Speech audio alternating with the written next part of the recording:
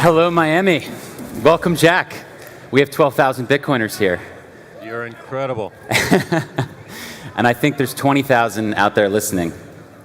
So we're happy to see this phenomenon grow. I wanted to start with, I think, the big question that probably most people are asking. Why are you on stage with a human rights activist? What does Bitcoin have anything to do with human rights? Isn't it just about investment? Not for me. I mean, for me, that like Bitcoin changes absolutely everything. And what I'm drawn to the most about it is the ethos, is what it represents, is how the conditions that created it are so rare and so special and so precious, and I don't think there's anything more important in my lifetime to work on, and I don't think there's anything more enabling for people around the world. We often hear in our community that, yes, I agree. We often hear in our community this kind of mantra that like Bitcoin is for everybody, that it's like non-discriminatory, that it's really kind of opening for many people around the world who are walled off from whether it's transactions, saving, connecting with the world. What is your perspective on this idea that like Bitcoin is for everybody? Well, I mean, that's what I'm focused on, making sure that I help with. Like whatever I can do, whatever my companies can do to make it accessible to everyone is how I'm going to spend the rest of my life. Like if I were not at Square or Twitter, I'd be working on Bitcoin. If it needed more help than Square and Twitter, I would leave them for Bitcoin. But I think I believe both companies have a role to play, and I think anything that we can do as companies to help also find the right intersection between a corporate narrative and a community open narrative is for the best. The theme for today is banking the unbanked. As you all know, probably there's billions of people around the world who are either completely unbanked or they're underbanked. Yet the mobile phone is growing at a remarkable pace. So even in countries like Ethiopia and Sudan, you now have 20-25% of the population with a mobile phone. And in the next 5 years, that's going to pass 50%. So we're now in a position where the increase of technology is going to allow more people to come online. And with Bitcoin, it doesn't matter what passport you have or what nationality you are, what ethnicity you are, what you believe in, you can connect to this network. So when we think about banking the unbanked, what's your vision for like what is most important for helping onboard people into this new system? Well, we don't need the banks anymore. And I mean, there's so much work to do around accessibility. There's so much work to do around education, so that people can own the idea themselves. And I want to thank you, by the way. I appreciate you so much for all the work you do to like take away a bunch of the myths that people have in their head and give a strong case for why Bitcoin can be used by everyone. But you know, it just like we don't need the financial institutions that we have today. Mm-hmm. We have one that is thriving, that is sound, that is owned by the community, that is driven by the community, that has this incredible and amazing consensus that always manages to do the right thing over time. It's noble, and it's so rare and so unique. So anything that we can do to build it and to protect it, we're down to do.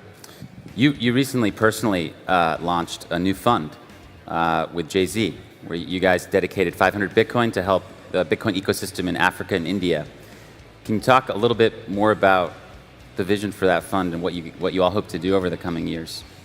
Yeah, I mean, I spent November of 2019 roaming around the continent of Africa. I went to Nigeria, I went to Ethiopia, Ghana, and I saw that the number one problem that entrepreneurs were working on there, and I only met the entrepreneurs, I didn't meet anyone in the government or the media, they're all working on payments, and the most interesting of them were working on Bitcoin. And when I saw the reports of Nigeria considering banning Bitcoin, when I saw the reports of India considering banning Bitcoin, is a reminder that we could use a lot more help developing around the world, finding developers on the continent of Africa, enabling them to do their work without having to think about taking another job is important. So talking to Jay about it, Jay loves Bitcoin. He goes very deep on what he loves. He believes in it. And he also believes in this idea of making sure that if we're going to create a money for the world, it has to be developed around the world. And anywhere there are gaps, we should try to fill. So right now, we're trying to find the right board for it. It's going to be a completely separate entity. I have no control or say or direction over it. Once we find that board, they'll hire a lead, and they'll start making grants denominated in Bitcoin. So Jay might have 99 problems, but being his own bank won't be one, huh? He's more than a bank. How let's speak a little more about that. Nigeria is a country of more than 200 million people. They have a 15% inflation rate. They are, in many ways, closed off from the outside world in terms of fintech payments. How has traveling the world and going to different countries kind of opened your eyes to the global impact of Bitcoin, where maybe people in like Wall Street, Silicon Valley, in London, may not be seeing? Like, what are they missing when they say there's no social value to Bitcoin? Like, what do you think they're missing? I mean, they're missing everything. They're not getting out of New York. They're not getting out of the country. They're not talking to people. Go to Nigeria for one day and see the struggle that people have to put up with their government and with their money. And go to Ghana, that has a bunch of transplants from all over the continent, and you witness the same thing every single day. Go to India, and you see the same. Yeah, my advice is they should try living on like the Sudanese pound for like 6 months, and then come back and tell us that Bitcoin's not useful. And I think they'll get a little reality check there. So today we've got, maybe estimates vary, but anywhere from like 150 to 200 million people have used Bitcoin in some way, right? So we're at like maybe 2%, 2.5% of the world population. I believe we're going to 1 billion people by 2025, certainly by the end of the decade. And when you have so many more people on-ramping into the system, we're probably going to have a situation where the fees on the main chain of Bitcoin are going to get pretty high in fiat terms. So can you talk about, for people who, like in Nigeria and Sudan, other places, who are going to need micropayments, who are going to want to send $5, $10, can you talk a little bit about your commitment at Square to Lightning, how you kind of understood that Bitcoin will scale in layers, perhaps, instead of like just kind of on the main chain, and why you're so committed to Lightning in a time where we're going to get a lot more users? Well, I mean, exactly. I mean, that's why I'm committed to Lightning, is because this is going to be used by more and more people. And, my belief in Bitcoin, it's an amazing asset. But my belief is the internet needs a native currency. We need to be able to transact with this every single day.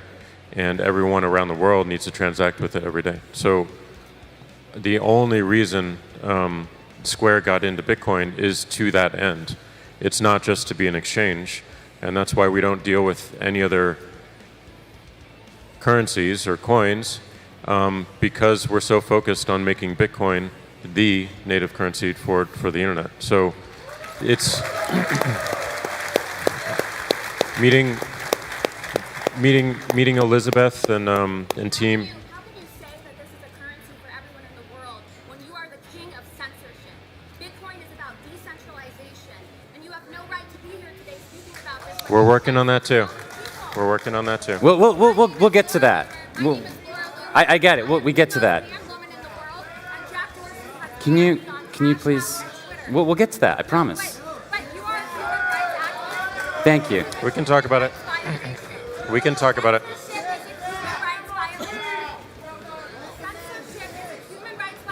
We can talk about it.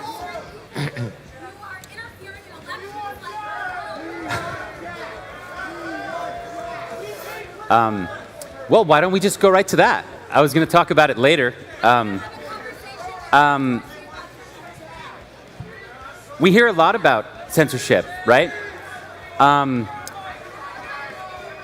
maybe we'll let this settle down for a second.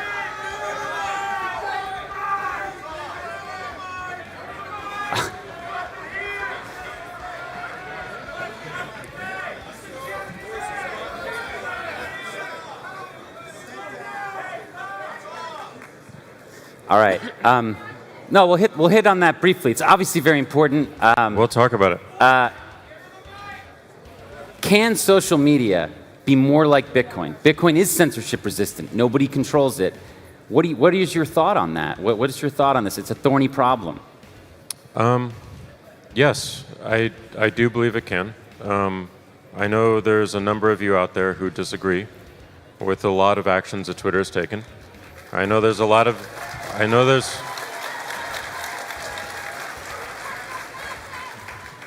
there's a lot of you out there who disagree with our policies and the way we've evolved them.